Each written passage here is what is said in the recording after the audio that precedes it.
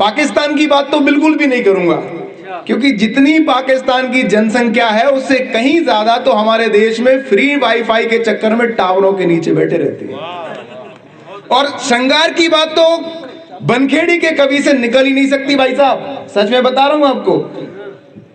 यहाँ के सड़कों की धूल की मार में चेहरे पे 4 बज जाते हैं भाई साहब। एक बार जोरदार तालियां होना चाहिए अगर मेरी बात से समर्थन करते हैं तो। इसलिए मैं बिल्कुल हंसी की बात करूंगा, हल्की फुल्की बात करूंगा और खुल के बात कहूंगा, क्योंकि बनखेड़ी वाले कितना खुलना पसंद करते हैं, खुली बातें कितना पसंद करते हैं।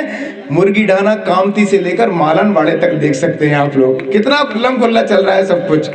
अगर मेरी बात आप तक पहुंची हो तो जोरदार तालियां बजा के आपका समर्थन चाहूंगा। लगभग ये कवि सम्मेलन के मोबाइल हैं, मैं सिम कार्ड कहलाता हूं और सीधा कविता पर आता हूं कि बदले समय में लोग इस तरह बदल रहे।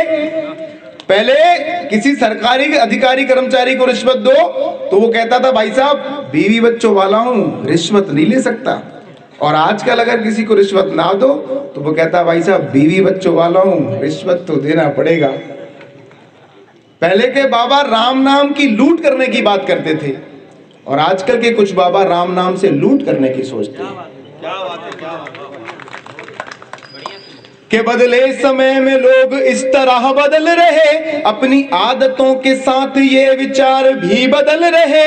पहले जो निकले थे माँ के पैर छूकर, पहले की माताओं की उंगलियों में शाम के समय तुलसी की माला हुआ करती थी और आजकल मोबाइल। के बदले समय में लोग इस तरह बदल रहे, अपनी आदतों के साथ ये विचार भी बदल रहे।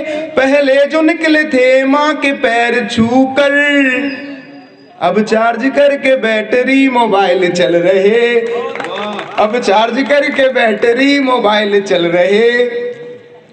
भाई साहब माँ का दूध इतना पॉपुलर हो गया है कि बच्चे बच्चे की जुबान पर आ गया है। मैं आ रहा था, 2 लड़के लड़ रहे थे, वो एक कहा था माँ का दूध पिया है तो बाहर निकल।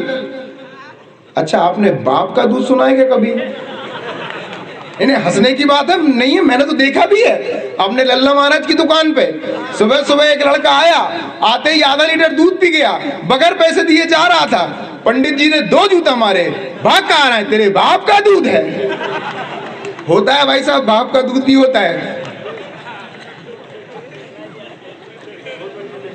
अच्छा सभापति होता है, करोड़पति सुना होगा, लखपति सुना होगा। बनखेड़ी में पिछले कुछ सालों से एक पति बहुत ट्रेंडिंग में है, सरपंच पति। वो 3 दोस्त शाम को बैठे हुए थे।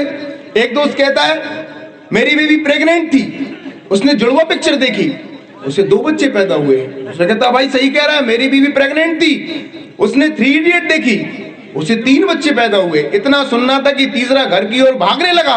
पहला कहता कहां जा रहा है, बता के तो जा। अरे भाई मेरी बीवी प्रेग्नेंट है और अली बाबा 40 शोर देख रही है। अरे बस बनखेड़ी वाले भाई साहब सच में बता रहा हूं, बनखेड़ी वाले बहुत छोटी छोटी चीजों में हंस लेते हैं। अब जैसे रेल के फाटक लग रहा हो और फुर्र से अपनी मोटरसाइकिल निकाल लो, खुशी। थाने के सामने चालान कट रहा हो, किस्मत से अपन बच निकले, खुशी। छोटी छोटी बातों में बड़ा आनंद आता है। यहाँ पर हमारे डॉक्टर साहब कुछ बैठे हुए हैं, आपका स्वागत करता हूँ कवि सम्मेलन में। वैसे सही मायने में बताऊं तो जो डॉक्टर है वो भगवान का प्रतिनिधि है, इसलिए दोनों को खुश रखना बहुत जरूरी है। क्योंकि अगर भगवान आपसे नाराज हो जाए वो आपको डॉक्टर के पास भेज देता है, और अगर डॉक्टर आपसे नाराज हो जाए वो आपको भगवान के पास भेज देता है। के पढ़ते रहे दिन रात हम तो यही सोच कर। व्यापम इतना बड़ा महाघोटाला मध्य प्रदेश में हुआ, कुछ लोगों को पता है, कुछ लोगों को नहीं पता। जिनको नहीं पता मैं बता देता हूं।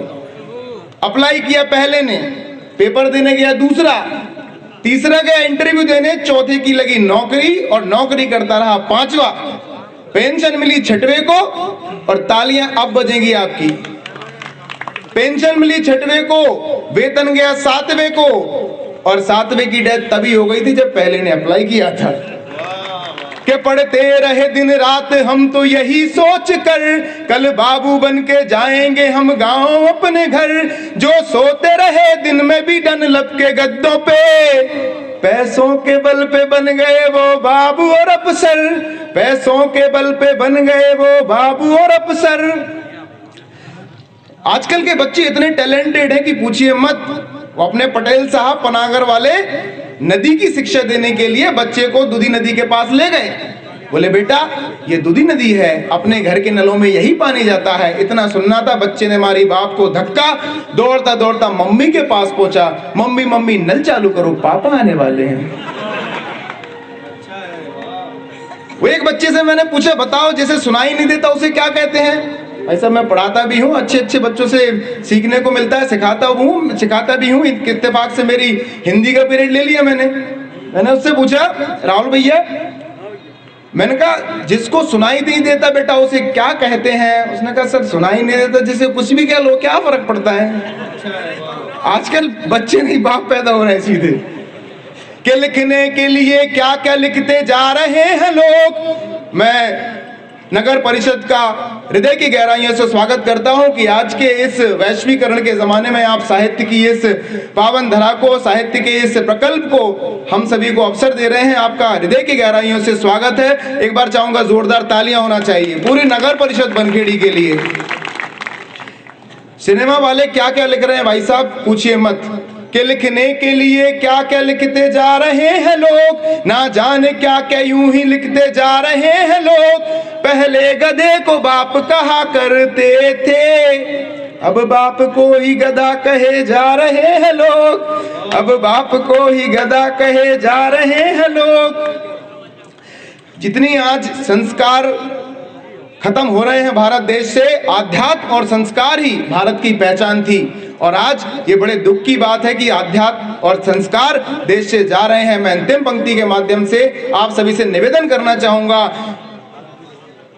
कि बचपन की किलकारी बुढ़ापे की आस होती है, बेटियां एक नहीं दो दो कुल की ज्योति हैं, और धन दे दो इन्हें शिक्षा और संस्कार का, दहेज के लिए धन मत जुटाइए। आपसे हाथ जोड़ के विनती करना चाहूंगा कि बचपन की किलकारी बुढ़ापे की आस होती है, बेटियां एक नहीं दो दो कुल की ज्योति हैं, और धन दे दो इन्हें शिक्षा और संस्कार का, क्योंकि आज की बेटी कल की बहू, माँ और सास होती हैं। आज की बेटी कल की बहू, माँ और सास होती हैं। याद रखिए, जिस घर की माँ, बहू, सास सब पढ़ी लिखी होंगी, कभी कोई गृह कलेश नहीं होगा।